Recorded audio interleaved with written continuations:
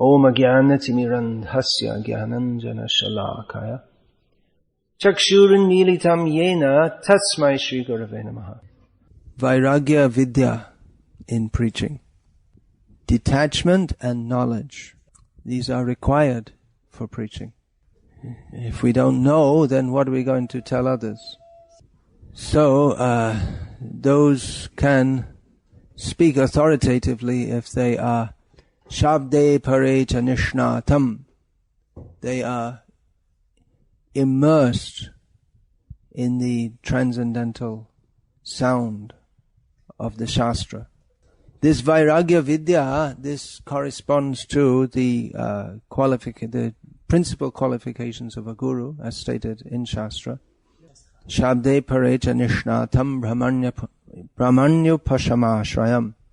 That Vidya is already stated, and then detachment corresponds to Brahmanya Ashrayam, that one should be sheltered by disciplic succession in the spiritual. In other words, Hare Krishna. Surprise for me to see you here. So if one is absorbed in the spiritual, then automatically there is detachment from the material. And Vairagya and Vidya, detachment and knowledge, they are subordinate to and develop from Bhakti, devotion to Krishna. Vasudeve Bhagavati Bhakti Yoga Prayojitaha Janayatyashu Vairagyam Jnanam Chayada Haitukam. This is stated in the Bhagavatam, that someone who is engaged in Bhakti Yoga to Vasudeva, Krishna, the Supreme Personality of Godhead, to Yoga Prayojita, in such persons, detachment, Vairagya, and Vidya, Jnana, will rise without any further cause. So, knowledge is required for preaching Krishna consciousness. As Srila Prabhupada stated, that all the members of the International Society for Krishna Consciousness, devotees, they should be knowledgeable so that when they go to preach, they are not embarrassed and insulted. Now, Srila Prabhupada also often said that you don't need to be very learned to preach. He would often cite the example of the daughter of one of his disciples, whose name was Saraswati. She was a young girl at that time. Young girl means 7 or 8 years old. So she would preach. She would ask people, do you know who is Krishna? And generally in the Western world at that time, and even now, people would say no. And she would tell them, Krishna is the Supreme Personality of Godhead. Well, that's perfect preaching. But to convince people of that may require that one has to speak on more widely and more deeply. Yesterday even I spoke on the mechanism of reincarnation, 2-part seminar, and it's supposed to be. So in part 1, I hardly mentioned at all, if at all, that Krishna is the Supreme Personality of Godhead. I spoke on reincarnation. That's also Krishna in Bhagavad Gita. In the beginning, he speaks about reincarnation, how the soul is eternal, and he doesn't introduce himself being the Supreme Personality of Godhead. He doesn't mention that until later in Bhagavad Gita, and he doesn't systematically establish that until the 7th chapter. 7th. So, without understanding all these points of how yesterday I was speaking a lot about utkramantam stitang vapi punjanam vagunam, how we go from one body, give up one body, take another body.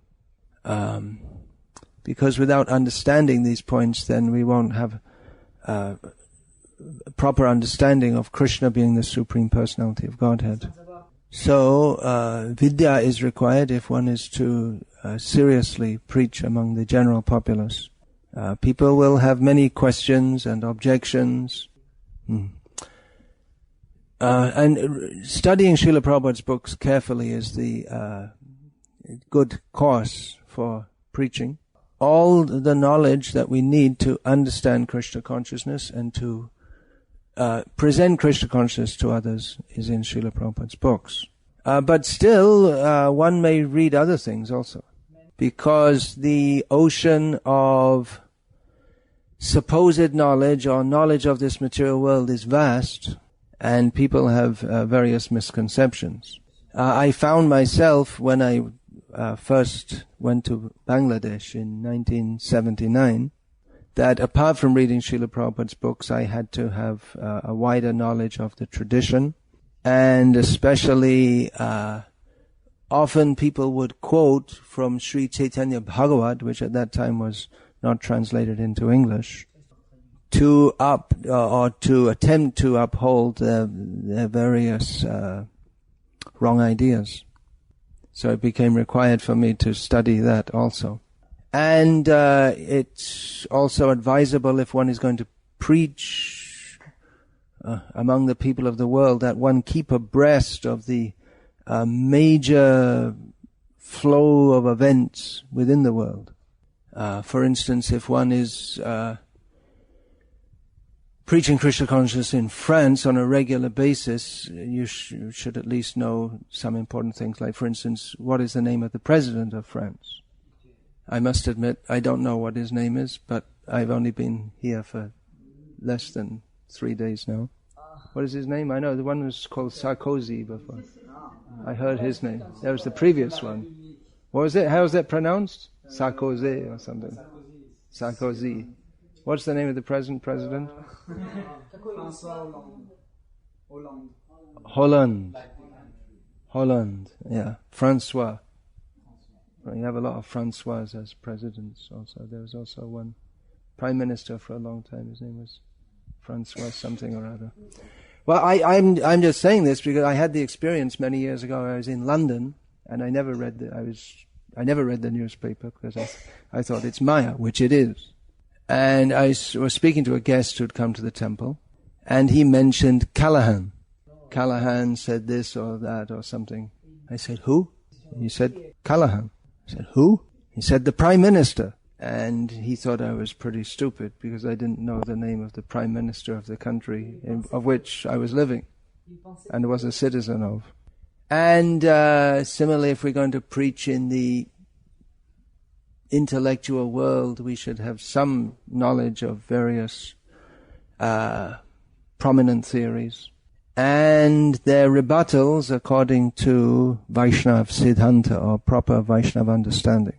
Now, it's not required that every devotee become vastly learned, but certainly if we are going to preach, then we should have some, the more learned we are in the Vaishnava understanding, the better, and secondarily in various subjects concerning this world. And that will also help us to be more convinced, especially if people challenge us or bring up some philosophical point and we're not able to rebut it, then that might shake our faith. Now we may wonder, well, how can we know all the different philosophical arguments and all their rebuttals? And the answer is that we don't have to.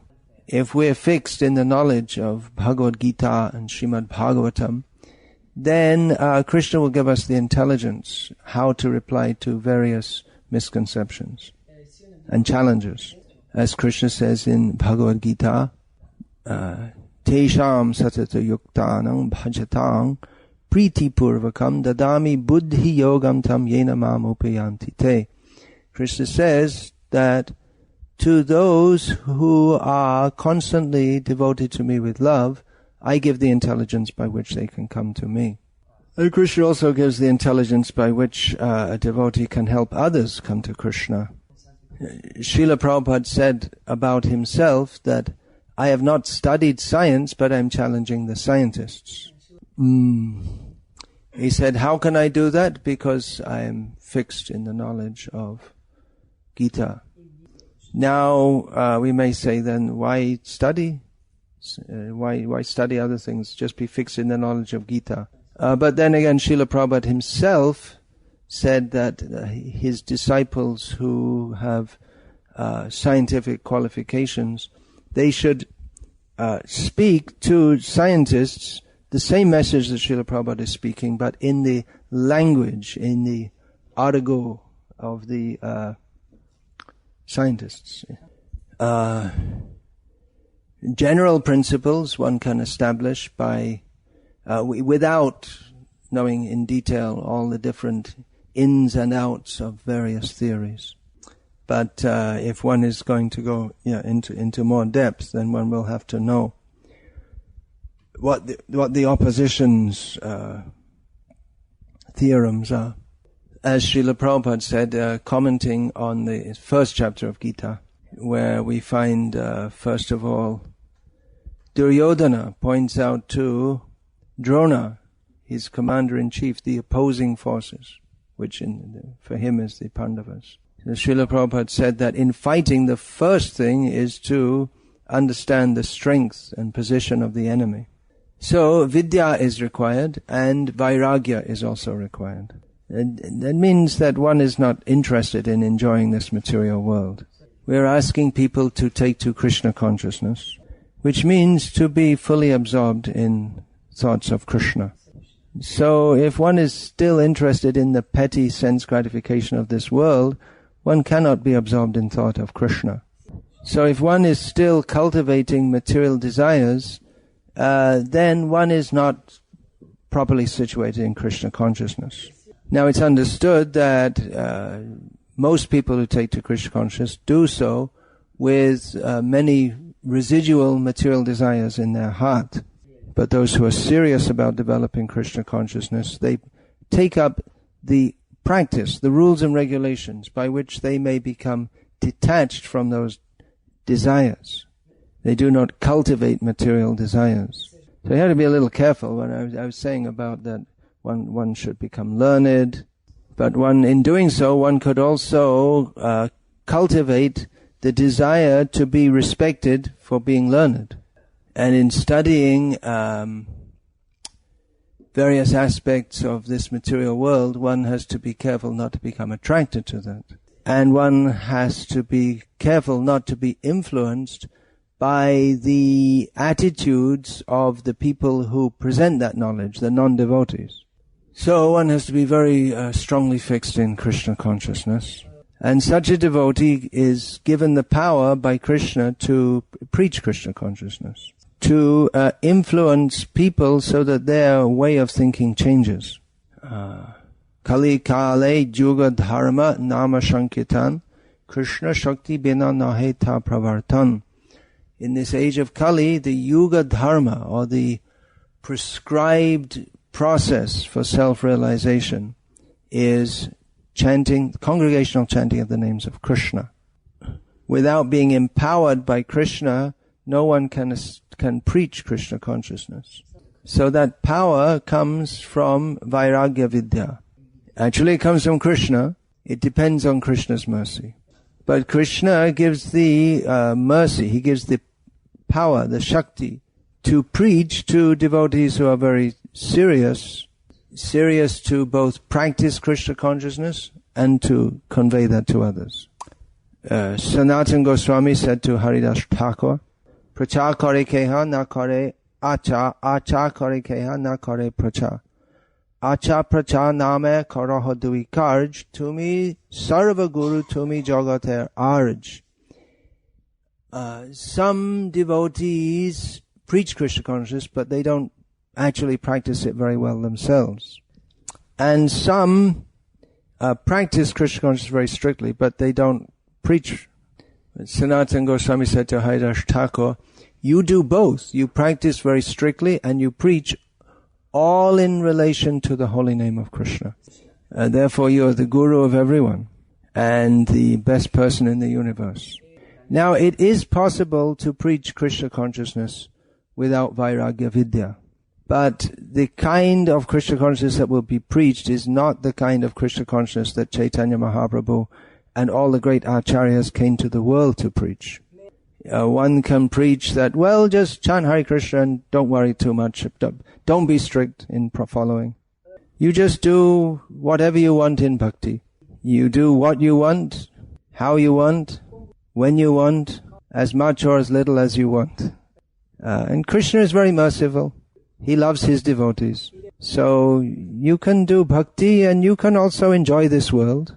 So you can preach like that.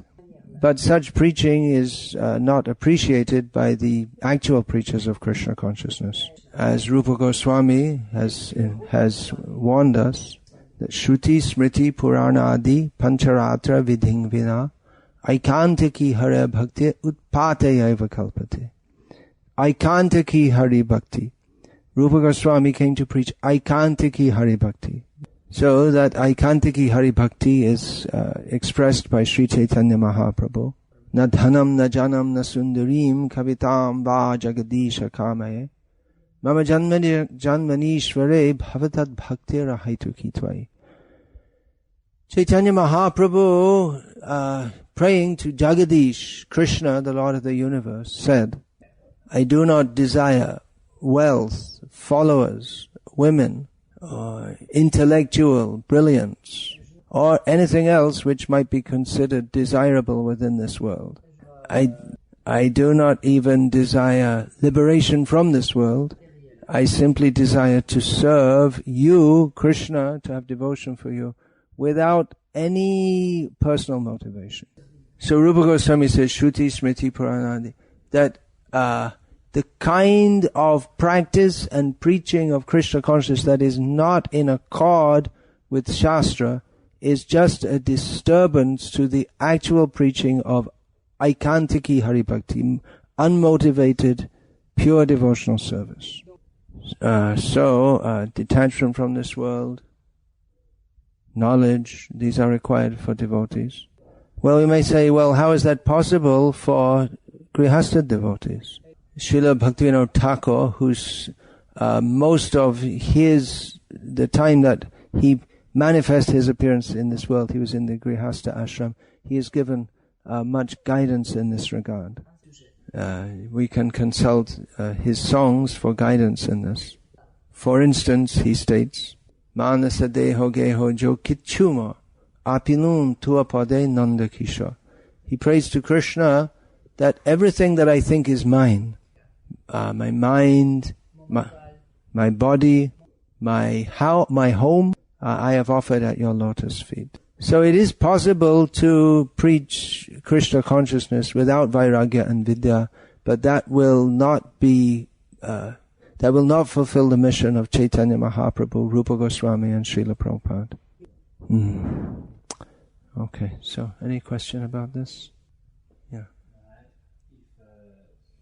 If beginners don't have this knowledge, they should preach, but how can they be sure that if someone like is beginner and needs like a scientist who wants plus knowledge, how should the beginner deal with it? If a beginner wants to preach, how should they preach? I've discussed this in some detail in my book on speaking strongly in Srila Prabhupada's service. Even the knowledge that a beginner has is far more than most of the population has. Spiritual knowledge. To understand even theoretically that we're not the body automatically makes one a Nobel Prize winner in relation to the general populace. What should he do if he meets a qualified scientist? Well, if he doesn't know how to count, for instance, a qualified scientist or a Mayavadi or whatever, a learned Mayavadi, well, he may just say, I'm a beginner, I'm sorry, I don't know so much, but you can bring your points to more experienced members. But the neophyte shouldn't remain neophyte. He should learn and become more advanced. Even without knowing so many details about science, one can learn how to speak to such people. For instance, if someone says, well, by science we understand that actually matter arises from life. Devotees can say. No, devotees don't say that. So you can read Srila Prabhupada's Life Comes from Life. La vie, votre la vie. La vient, la vient. Okay, all right. I shouldn't try to do what I don't know. In which Srila Prabhupada says, okay, you're a scientist. Science means observation, hypothesis, and then experimentation to come to a conclusion. So you've observed the world and come up with a hypothesis that everything has come into being by what you call the evolutionary method. So you should demonstrate the veracity of your hypothesis by experimental means. Make some living organism. And they will say, well, we're working on it. We're synthesizing DNA in the laboratory. And you can say, as Prabhupada said, that's just a post-dated check. That you say that life comes from matter, but you cannot show it. That's not scientific. We say that life comes from life. Every day the chicken lays an egg, so the chicken is a better scientist than you. Because the chicken's demonstrating, it's bringing life. So like this, if one is going to preach, one shouldn't remain neophyte very long. We are obliged to preach to devotees. And in our knowledge there is a method of conclusion. We find various passages from different books, and then we come to a certain conclusion. But very often devotees do not accept such a method. And they say, where have you taken this conclusion? Please show me, tell me exactly the verse. For example, Srila Prabhupada had commented one verse saying that instead of listening to the materialistic music, one should listen to... From movies, one should listen to some devotional music. And in Srimad Bhagavatam, it's translation of the verse. And one should not listen to cinema songs. It doesn't say cinema songs in Sanskrit, because there are no such things as cinema songs when Prahlad Maharaj was stating this. And in Srimad Bhagavatam, it's not stated that we should not watch TV. It's a conclusion. How to come to a conclusion? The question is, how should we act when devotees start to ask us such questions? Where is written? Please show me. It's not bona fide what you're saying. It's not bona fide what I'm saying. What say? For example, when a devotee preaches and he says that here is a conclusion, just like this one which was pronounced by Srila Prahlad Maharaj, that one should not listen to the cinema music. And the devotees say, tell me, and sometimes devotees while preaching also make conclusions. I don't follow exactly what you're saying. Sometimes we come to a certain conclusion according to the Vedic literature. Oh, how do you come to a conclusion not to listen to mundane music? No. For instance. Actually, it's when you're reading in different parts, then yourself you will come to some conclusion, and when you present this conclusion, people want that this conclusion is not coming from you. It should be written somewhere. They won't accept the conclusion. If it's not like just you, they don't accept only quotes. They won't accept a conclusion unless it's written specifically. They accept only quotes. They won't accept like someone who just... Therefore one has to speak on the basis of Guru, Sadhu and Shastra. Guru has to explain Shastra, and one has to accept the Guru as an authorized explicator of Shastra. I was once speaking to a disciple of Srila Bhaktisiddhanta Saraswati Thakur, and then his wife brought him some tea to drink, and I asked him, how come you're drinking tea?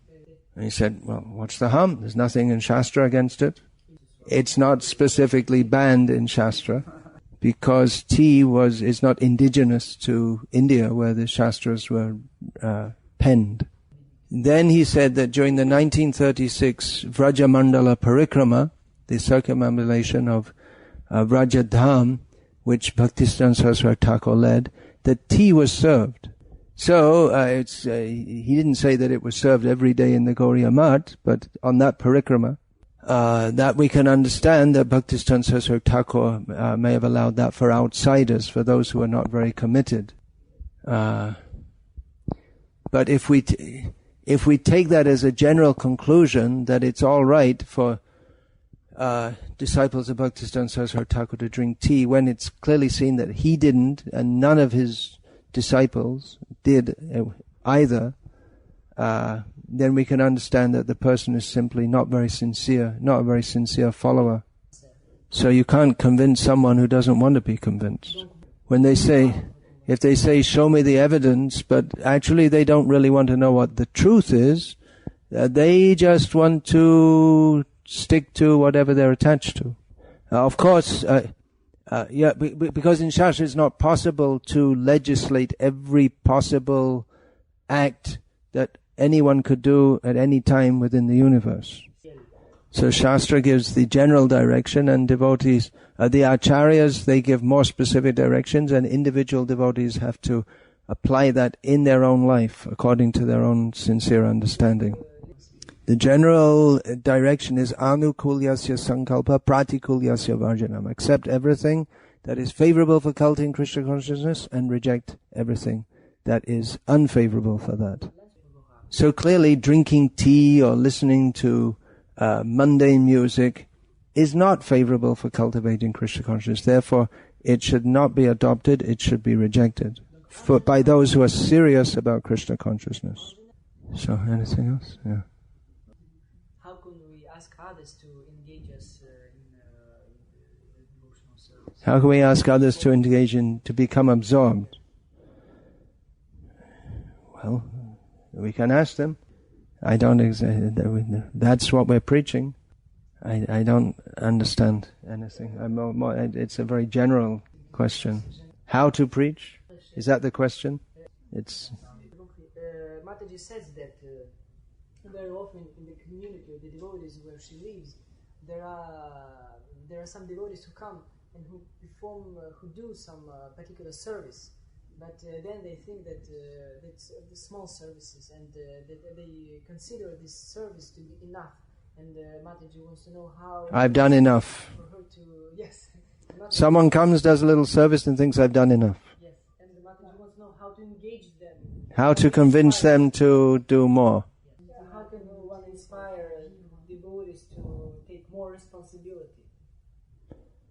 To be more responsible themselves in devotional service. Well, that's a big question, isn't it? There are those who have made some kind of idea that I'll do this much and I won't do more. So for those who are fixed in their ways, it's very difficult to change them. It might be better to try and preach to some new people and bring them up and train them up in a better way. As the English saying goes, you can bring a horse to water, but you can't make him drink. So, Hare Krishna. Srila Prabhupada ki jai. Hare Krishna. Jai.